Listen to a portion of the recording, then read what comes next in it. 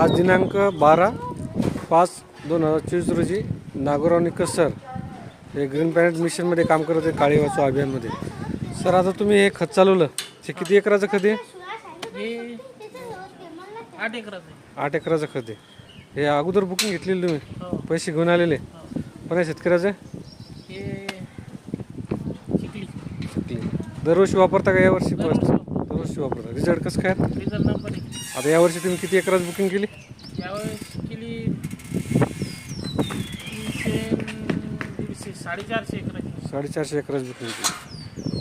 आता इतर जे शेतकरी द्यायचे अजून बुकिंग राहिलेली बाकी या शेतकऱ्यासाठी तुमचा काय सल्ला असेल, काय सांगणार तुम्ही? अजून तर भरपूर चालू आहे. रोजची 10-20 बुकिंग चालू आहे.